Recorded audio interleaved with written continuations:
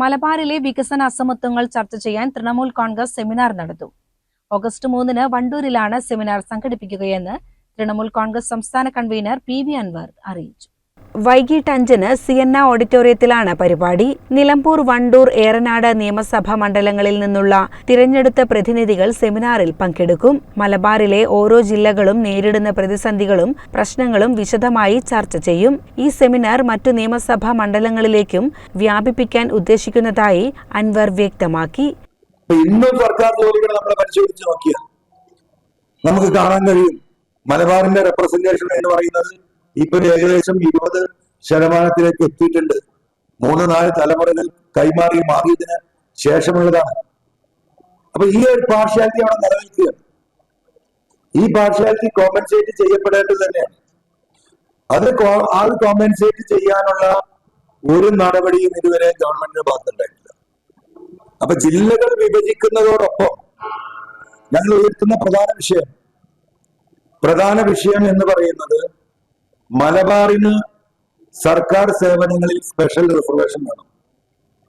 ആ special reservation എന്ന് പറയുന്നത് ഇതുവരെ ഗവൺമെന്റ് ചെയ്യാത്ത കാര്യമാണ്. ഇപ്പോഴും ഈ നിൽക്കുന്ന മലബാറും കൊച്ചി തിരുവനന്തപുരമായി നിൽക്കുന്ന ഈ പാർഷ്യാലിറ്റി മാറ്റി ഇവിടുത്തെ മലബാറിലെ ജനങ്ങൾക്കും സർക്കാർ ജോലിയിൽ ഒരു പരിധിവരെയെങ്കിലും അവരെ ഒപ്പമെത്തണമെങ്കിൽ മലബാറിന് റിസർവേഷൻ ആവശ്യമാണ്.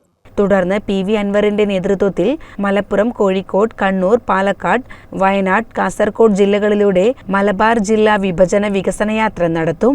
മറ്റു ജില്ലകളിൽ ജനസംഖ്യാനുപാതികമായി വികസനം ലഭിക്കുമ്പോൾ മലബാർ മേഖല സർക്കാർ വികസനം എത്തിക്കുന്നതിൽ ഏറെ പിന്നിലാണെന്നും ഈ വിഷയത്തിൽ പൊതുജന ശ്രദ്ധ പതിയണമെന്നും അദ്ദേഹം അഭിപ്രായപ്പെട്ടു. പ്രതിപക്ഷ നേതാവ് VD സതീശനെക്കുറിച്ചും മലപ്പുറം ജില്ലയെക്കുറിച്ചുമുള്ള വർഗീയ പരാമർശങ്ങൾ പിൻവലിച്ച് വെള്ളാപ്പള്ളി നടേശൻ പൊതുസമൂഹത്തോട് മാപ്പ് പറയണമെന്ന് PV അൻവർ ആവശ്യപ്പെട്ടു. കേരളത്തിലെ പൊതുസമൂഹത്തിന് ചിന്തിക്കാൻ കഴിയാത്ത അത്രയും അറപ്പുളവാക്കുന്ന ഭാഷ ഉപയോഗിച്ചുകൊണ്ട് ഒരു സമൂഹത്തെ, ഒരു സമുദായത്തെ, ആ സമൂഹവുമായി ബന്ധപ്പെട്ട മനുഷ്യരെ, അതിന്റെ നേതാക്കന്മാരെ ഇത്ര വികൃതമായി പച്ചയായിട്ട് വർഗീയത പറയുന്ന ഒരു വ്യക്തി, ഒരു തൊഗാടിയ പോലും ഉണ്ടാവില്ല. മറ്റൊരു ടീച്ചർ ഉണ്ടായിരുന്ന അവര് പോലും പറയാൻ അറച്ച വാക്കുകളാണ് വെള്ളാപ്പള്ളി കഴിഞ്ഞ 5-6 മാസങ്ങളായിട്ട് കേരളത്തിലെ പൊതുസമൂഹത്തോട് വിളിച്ചു പറഞ്ഞുകൊണ്ടിരിക്കുന്നത്. എന്താ പ്രതിപക്ഷ നേതാവിനെ കുറിച്ച് പറഞ്ഞു? എല്ലാ അതിരുകളും ലംഘിച്ചില്ലേ? പരമപന്നൻ.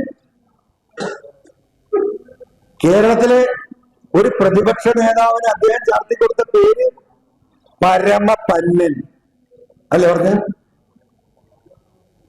ഭക്ഷണം കഴിക്കുന്ന ഏതെങ്കിലും ഒരു കോൺഗ്രസ് നേതാവ് കേരളത്തിൽ ജീവിച്ചിട്ടുണ്ടോ? CCN മലപ്പുറം.